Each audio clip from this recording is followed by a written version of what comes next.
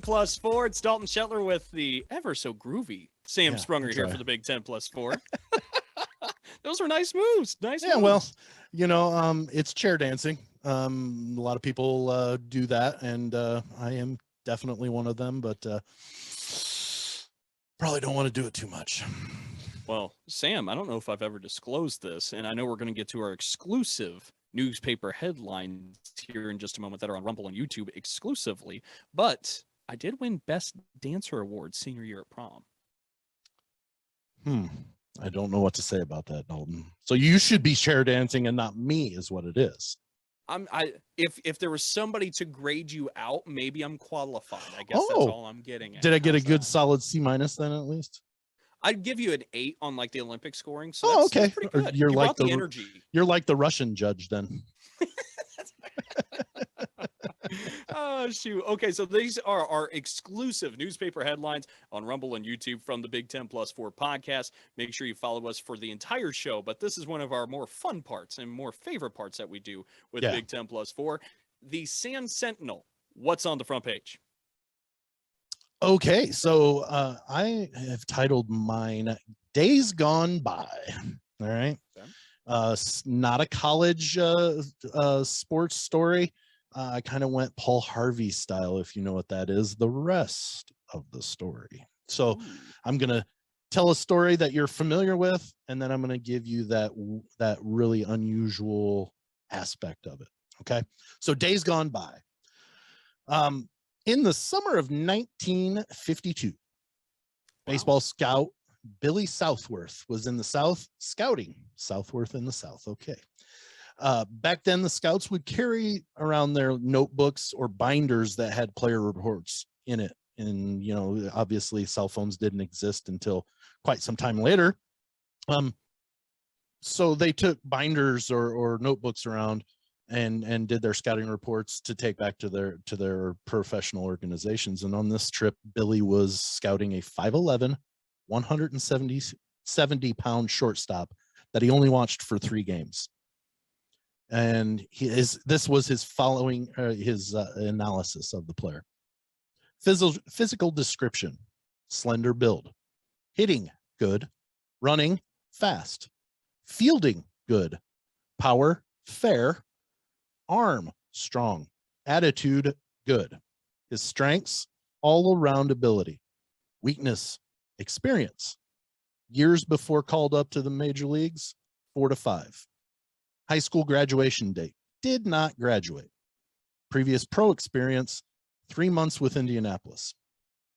Billy's remarks about this player: he has very little baseball experience, not having played in high school. His experience has been confined to the sandlot and 3 months with Indianapolis. I recommend a bonus. This report rode around with Billy until he was able to convey the information to his organization, either by telephone. Yes, kids. He had to go to a payphone or the phone in his hotel and pay long distance charges. Good old rotary. Yeah, and it was most certainly a rotary telephone. There's a little side story to a video that I saw about that is hilarious, but we'll get to that a different day. Or they had to wait until they got back to the organization to give these player reports. Obviously, the ones that were can't miss, or hey, we want to get in this player first, you phone it. But this certainly something of the past, because now we can just take a video and send it to them instantly in email, and boom, they've got it. So the hidden gem is hard to find. This player, Dalton, any guesses before I tell you who it is? That's honestly what I've been trying to brainstorm and rack my mind around, and I got nothing. Like, potential guesses I had started to get weeded out as we went. So who do we got? This player was none other than Henry Louis Hank Aaron. No kidding. The Braves signed Aaron to a minor league contract in 1952, where he had the choice of 2 contracts to sign: the Braves or the New York Giants. And, his story is history. He went on to hit 755 home runs, which at the time was the most in history. 1,400, Check the box for hitting good. Yeah. Report right with Hank Aaron, right? Well, that's power fair. Although he did never hit more than 50 home runs in a season. Or know maybe it that. was more than 40. It might have been more than 40, but he did it so consistently over his career that he accumulated that. But he had 1,477 extra base hits, 2,297 RBIs. He had 3,771 hits, which is third all time. Lifetime batting average is 305. He played his career in Milwaukee and Atlanta with the Braves, and then one season with the Brewers in Milwaukee. Spanned 22 seasons. So now my Paul Harvey, and now the rest of the story. What's the interesting part or somewhat amazing thing? The deciding factor of choosing the Braves contract over the Giants contract. This is what Aaron said when asked about it. I had the Giants contract in my hand, but the Braves offered $50 a month more. That's the thing that kept Willie Mays and me from being teammates. $50.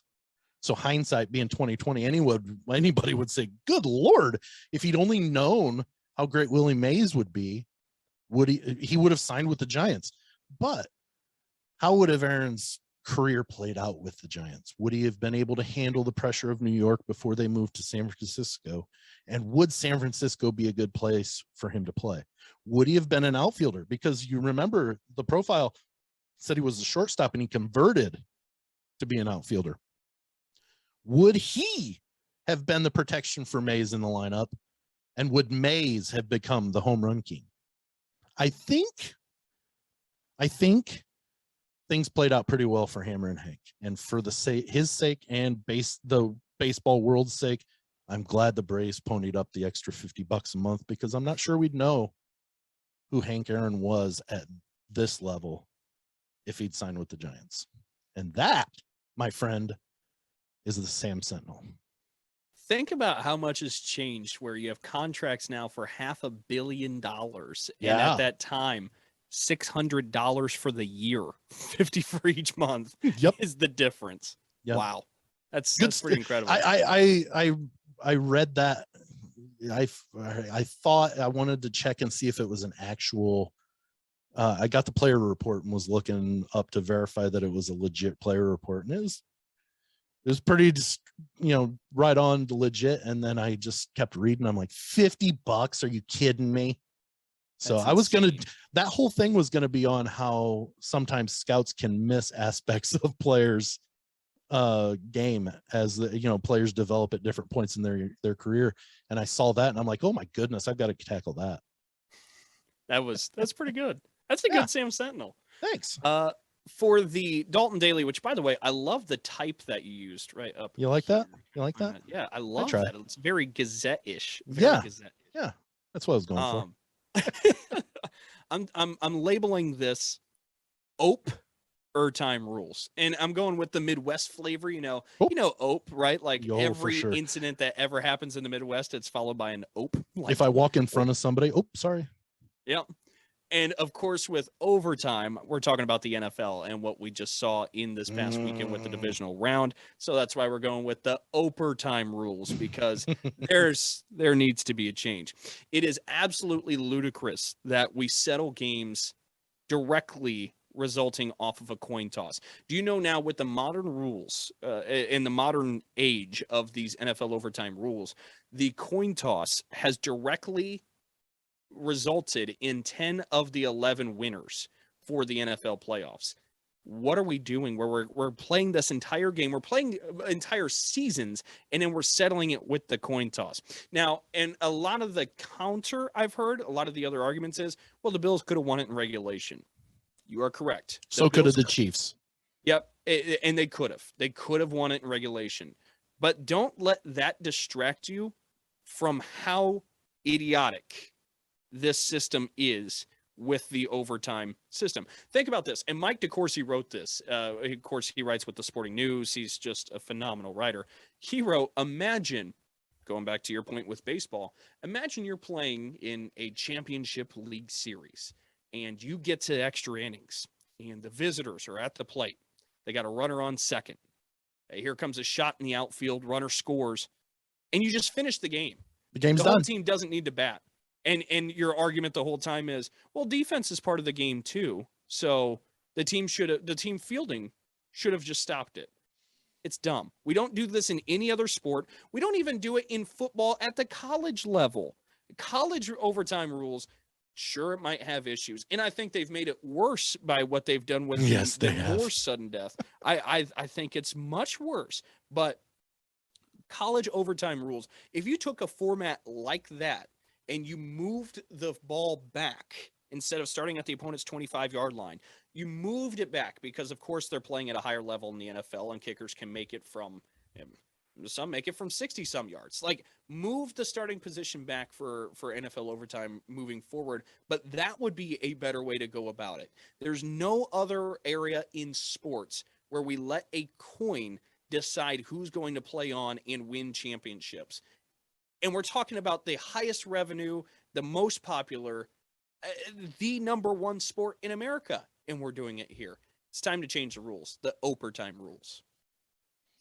And you think that the team that would know the Bills' pain the most is the Chiefs, because a couple years back, the Patriots did the same, or the Patriots and Chiefs in the AFC Championship went to overtime, and Patrick Mahomes never touched the ball, and they lost the game.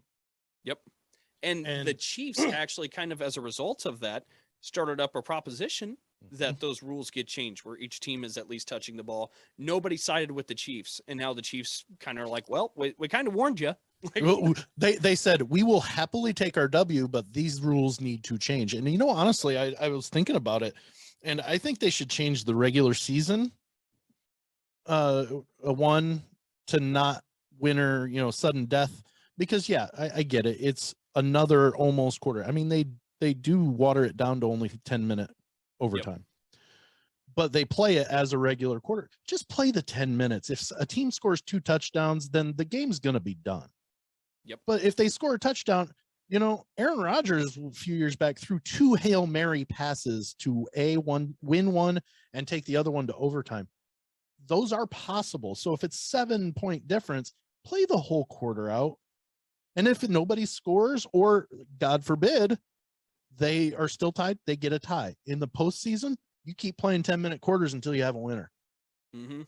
It seems to me that you just extend overtime to actually what the basketball, they don't go first bucket wins.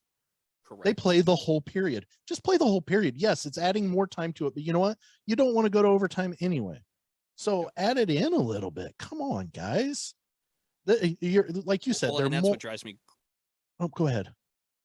I think we had a small internet. I think so too. Blip there. I didn't mean to cut you off, but I was going to say, I mean, it makes absolute sense. And the argument of, well, player safety, and we don't want players out there. Why are the first 60 minutes okay, and the next 5 is where you draw your line in the sand? Like, if you're truly concerned about the health and safety, really, we shouldn't have football, period. Like, let's be honest. Like, there's a reason why players complain about playing on Sunday and then playing Thursday. Their body needs to recover. And by Sunday the next week, their body isn't fully recovered yet even. But they're in better shape than on Thursday. And so with your hypothetical scenario where you play a full 10-minute period, if you got to give teams like a halftime break, they go in the locker room, they talk things, totally fine. Totally fine. But this idea that, hey, we'll flip a coin, and we just saw 2 offenses do the unthinkable of scoring 4 times in the last 2 minutes between the Chiefs and Bills. Incredible, too. And I'm a fan of neither team, and it was amazing. I'm with you. Oh. And instead of playing this out like actual football, we're just going to, whoever gets heads or tails, you get to move on and play for one more win away from the Super Bowl. And it's dumb. That coin flip, I watched the coin flip. Either team that wins that coin flip reacts the way the Chiefs captain did. He celebrated because he knew they were going to march right down and score. He knew it. Yep. And I think the Bills would have been the same way. Had they won it, they would have went, boom, we're going to the AFC Championship because we're scoring a touchdown. Because that's I saw a meme that mentioned, you know, if the Chiefs Bills played by the old college overtime rules, and it was like 3:35 to like 3:30 or something like that. or 332 or something. It was great because that's what they would have just, if you would have played 10 minutes and said, okay, at the end of this 10 minutes, whoever wins, they probably would have scored. Honestly, if they kept up at that pace, would have been at least 3 more touchdowns a team. Mm-hmm. And so my point isn't necessarily just to pity the Bills, because the Bills aren't the only victim here. And to anybody who sits there and says they could have won a regulation, you are correct. But I would ask you, why do we follow this dumb rule for eternity? Mm-hmm. Like it's clearly not a good scenario when you have, and it clearly affects results. When we're talking about 10 of the last 11 in NFL playoff overtimes, the winners are a direct result of who wins the coin toss.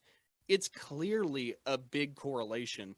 It's time to get this rule fixed. Well, no, and if memory serves, like a good portion of those were like championship games. Yep. Conference championship games. You really want to take 2 teams that played 60 minutes to a dead standstill, be it great defensively or great offensively, to a dead standstill, and then decided on a coin flip to go to the Super Bowl. Wrong. I would rather see people come out the quarter. I would have rather seen Josh Allen and Patrick Mahomes come out and do the Dr. Pepper challenge where they're throwing footballs at a big can in the field than what we we saw. Like it's lunacy. Yep. Or play a game of horse by throwing them into targets. I like that idea too. Because I think they both would have amazed. Mahomes and Allen. That would be awesome. They need to bring back the old quarterback challenge. Do you remember that? You're kind of young on the aspect, but I think it was still around by the time you were cognizant of sports.